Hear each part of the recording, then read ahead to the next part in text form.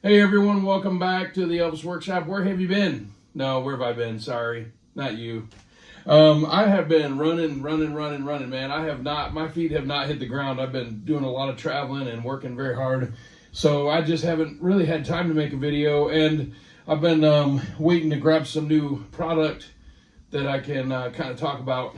So I'm back. So here we go. I want to show a couple of things that I got and kind of talk about them. And man, I had something really kind of bad happen to a really good piece of memorabilia. I want to show you a couple pictures here. See, look at this hat right here. This is from 1956, and it has the original tag on it, but it's a little bit, just a little bit.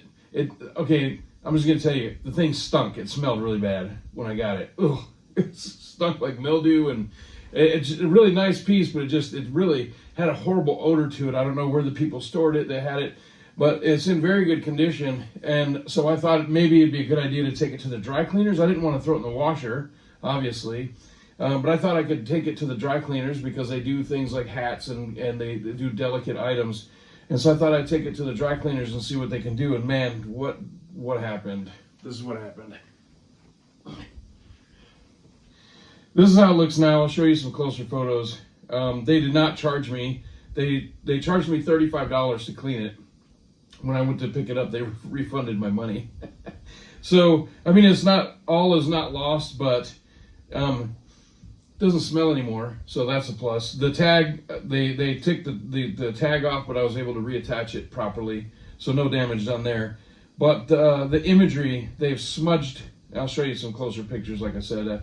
They've smudged it, and it's lost some of its color, and man, what a shame. This thing has lasted all these years. I get it, and it gets wrecked. So that's kind of a shame, right? Put that over there on the floor. Anyway, so I picked up a couple more pieces. I want to talk about two releases that just came out, but before that, I want to have a little bit of fun, especially with you people, you know who I'm talking about. Yes, I'm saying you people that don't unwrap your stuff. I bought an album just for you. I'm going to show it to you right now.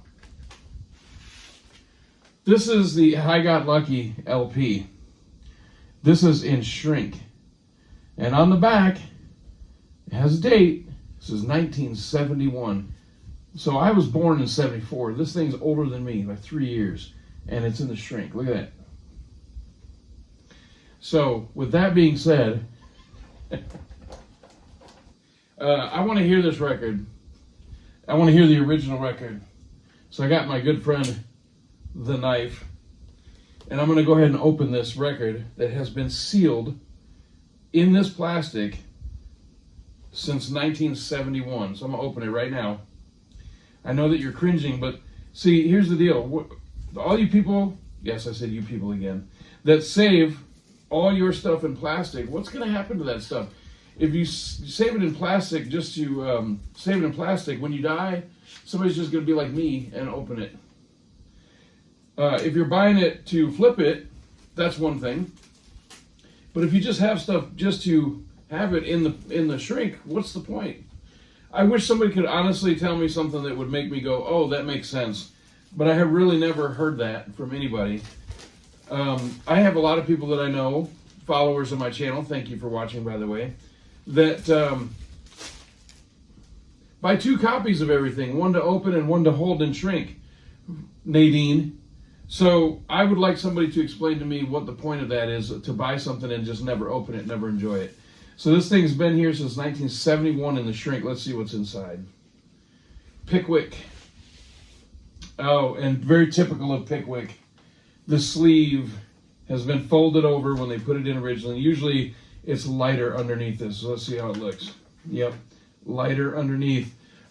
So that's been sitting there wrinkled since 1971. This one as well. Now let's see the vinyl.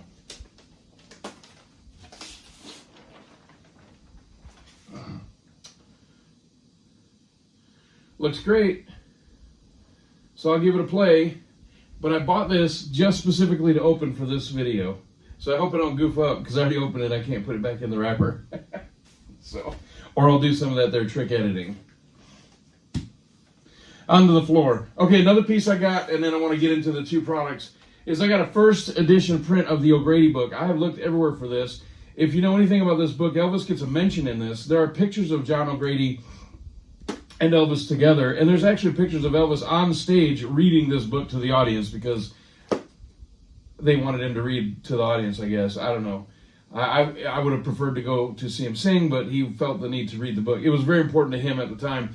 It involved the paternity suit. And so this is a first edition of that book. So kind of cool, nice piece to pick up. It came from a library, I think, is what it says on the inside. But nice, very nice, really good condition, first edition print of the O'Grady book. If you want to know more about it, ask me in the comments and then maybe we can talk about it.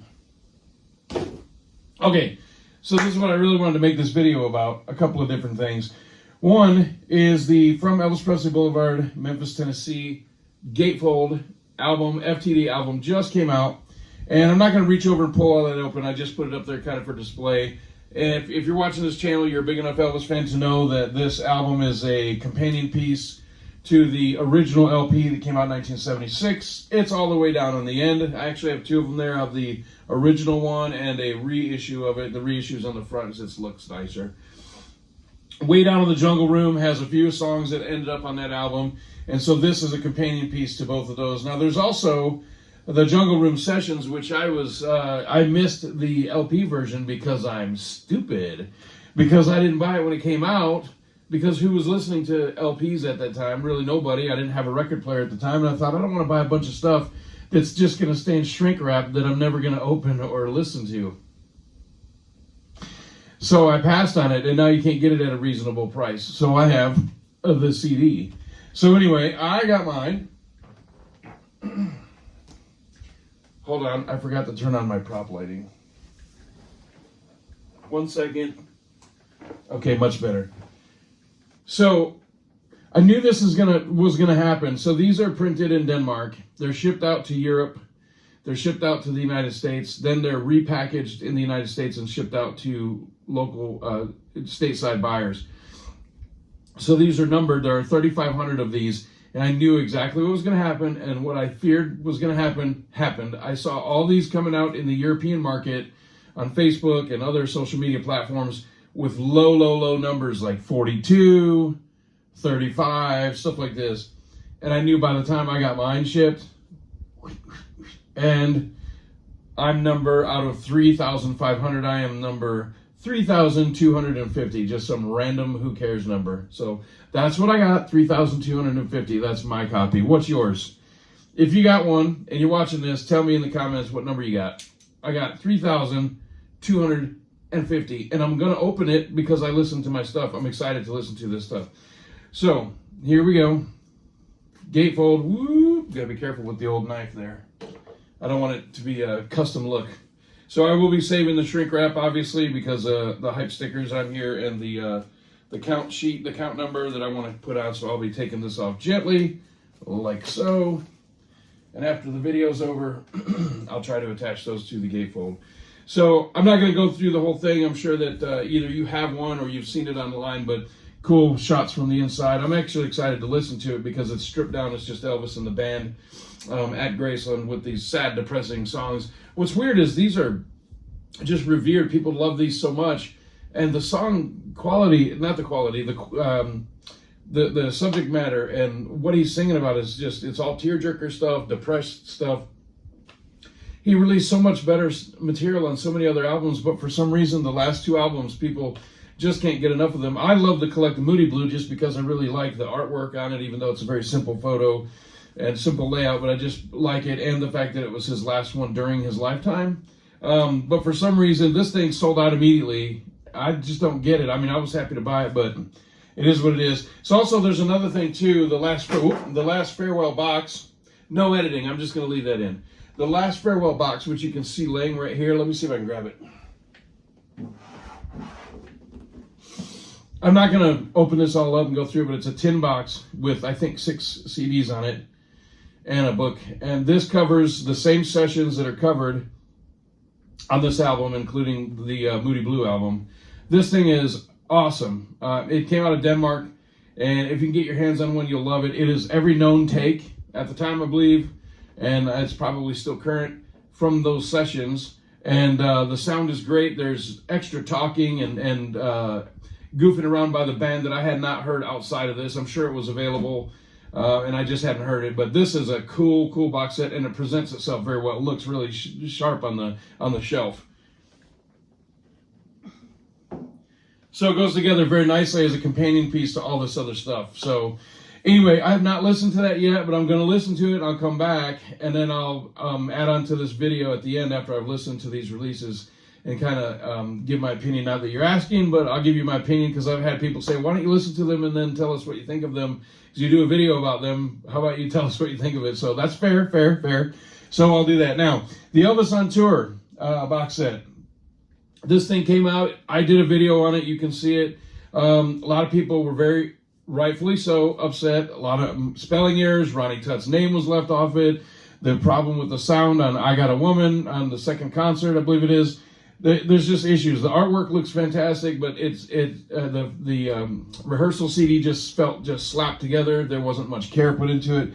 There was some sound issues where the sound went up and down. There's reverb where there shouldn't have been, and then reverb missing where it should have been. There's some issues with the box set. I'm still happy to have the box set, but I understand the issues and the concerns that people had, and I agree. With that being said, Sony Legacy, just about immediately after this came out, announced this, which is exciting, and I have not heard it. As you can see, it's still shrinked. I've had this thing for like a week and a half, and I haven't opened it because I was waiting to make this video. So I'm excited to open this now so I get to listen to it. One is cool action shot on the front. Just very 70s looking. Very 70s style artwork. Love it. Great shot of Elvis on the back from San Antonio in the Burning Love suit. Very nice. I like the hype sticker on the front. I'll be keeping that. I'm going to open it. I open all my stuff. My best friend, the knife, in my videos is my best friend, not in real life. Just in the videos. All right. Top is open. Again, I will be saving the hype sticker, so I'm going to just kind of slide this off. And then when the video's over, I will do my best, my very best, to attach this. This thing is super cool. And again, I'm not going to go through too much of this. I'm sure there are other opening videos. I've seen them, so I know they're out there. But you can see the gatefold edition has some cool layouts, cool shots. Very nice. And again, I will go listen to this thing, and then I'll come back at the end of the video and give kind of a overview of my thoughts on it. Now, another thing to end this is from MRS. I wouldn't really call it a companion piece to the on tour stuff, but it was done not too shortly before that movie was filmed. So the concert lineup, the set list lineup is similar. There's songs on here that were debuted for the very first time, and it's been out for a long time, 2 decades, I think, on CD, on bootleg. Then it came out on a CD from MRS, and I passed on it. I buy my stuff, just so you know. I don't get anything for free, especially for doing these videos. I buy my stuff. I passed on the CD version of this because I already had it on a bootleg CD, and it sits behind me on the shelf. I never listened to it. I've listened to it 4 or 5 times over the years. That's it. For as long as I've had it, it's basically just a shelf filler. And I thought I don't need to rebuy it just because of the sound. But when they offered it in vinyl, I thought, that would be something I would be interested in, because I like the big artwork on it, and the sound was improved for this release. So I went ahead and bought it, and man, I'll tell you what, I'm very happy I did. I do not regret passing on the CD, because it just would have been a shelf filler. I am so glad to have the vinyl. So if you're kind of borderline on the fence with this one, I will tell you a negative. I'm not a fan at all of the photoshopped cover. This photo is taken of him in the suite modeling the suit when he got it, and they photoshopped it into a live shot on stage. I'm not a fan of that. I just don't like it. It's just me. But you don't listen to the cover, you listen to the music, you listen to the record. But this thing sounds really good. Now, MRS in the past, I'll tell you, the Boston concert, it's a little too compressed and the record is quiet. You can turn your stereo all the way up and it's still hard to hear it. I'm not really happy about that, because I bought that, I loved it, the concert's great, but it's so compressed that it's hard to hear it. And I was hoping this would not fall victim to that, and it does not. this comes off of the record player nice and loud and crisp, and the sound is night and day from the bootleg version to of the earlier bootleg version to this. So if you're kind of on the fence, and again, I get nothing out of this. I'm not trying to sell you something. If you don't buy it, I don't care. I have mine. But if you're on the fence and you're wondering, should I get that? Yes, this is a winner. So pick it up. One last thing that I meant to say this earlier and I forgot. Speaking of artwork, from Elvis Presley Blvd, Memphis, Tennessee, they put a picture of Elvis from 1971, which I'm okay with. They did that a lot on his albums during his lifetime, putting photos from various different years. But I found it kind of interesting that 1976, which is what this music is from, what year this music is from, is Elvis had that terrible bowl cut haircut for most of the tours in the summer. So they put a picture from 1971 where he has kind of a bowl cut look on the artwork. So I just thought that was a little ironic that they put a photo that appears to have kind of a bowl cut look on it. Anyway, so they did strip the recorded live part off here. I thought that was interesting. A lot of people were fooled into thinking that original album over there was a live album, and they thought, oh my gosh, look at all these extra songs, all these songs we've never heard before, and they're all live. How awesome is that going to be? And it wasn't that at all. It was kind of a ploy to get people to buy sagging album sales. It was kind of a ploy to get people to buy the album, which it is what it is. Anyway, thanks for watching. I just got back from Memphis, and I had a great time. I was there with the Danish fan club, and I appreciate all of them saying that they watch all my videos. Thank you very much to the Danish fan club. And I am going to go listen to these, and then I'll come back, and then we'll go from there. So I'll be back in a couple of seconds, or like a half second, but it'll really be like 2 hours. So I'll be right back.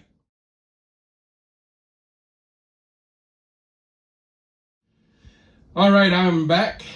And I finished listening to both of the new albums, and I'd like to give you just quick thoughts as requested by people. So one is the Elvis Presley from Elvis Presley Blvd, Memphis, Tennessee, the Boulevard Blue. I had forgotten when I opened this to show you the beautiful blue vinyl. Anyway, so I gave this one a listen. And it does also suffer from some of the compression issues, unfortunately. There's so much music on the two discs that they have to compress it down to fit it all on there. And what happens is it suffers from a little bit of low volume on the vinyl. You can only turn it up so high. So, sounds good. It's not as crisp and clean and clear as I was hoping it would be, but it also could be my system. I've got a decent system, but it's not a great system.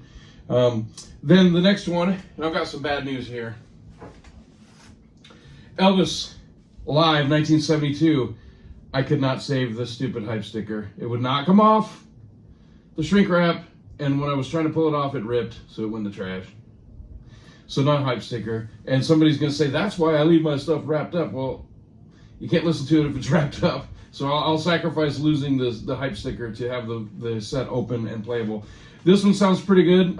It does suffer it also suffers from a little bit of the compression issue, but it's not terrible. It's better than the from Elvis Presley Blvd album, and also the material's better. He's rocking and rolling, as you know, and getting busy with it. So, all right, so there we go. That's what I think. Not that you asked, but that's what I think about these two releases. Both great. Oh, by the way. Last thing, and then we'll get out of here. I was literally at Graceland yesterday, and they don't have this in the shops. I know it sold out quickly, but they didn't have any in the shops at all. So that was kind of interesting. So they are getting picked up quickly. They may have had some that were stocked and then just went away. You know, they got bought right away. But when I was going through the stores, I did not see one copy of this. I did see several of these. This one. I did not see one of this one. So get one while you can, even though it's depressing, sad music. When you want one, you're going to have to pay a lot for it. So get it while you can if you can. So there you go. Anyway, thank you for your patience with me. I appreciate all the feedback. I run into people that see my videos and they always give positive feedback, so I love that. It's nice to hear. I just do it for the fun of it. I do. I just do it for the fun of it. My channel's not monetized. I don't get free product. I buy everything. I just do it because it's fun. It kind of happened by accident, and I enjoy doing it. So anyway, I hope you like it. And if not, what's up? Here's my buddy. You ain't nothing but a hound dog. All right, I'll see you next time. See you later, everybody.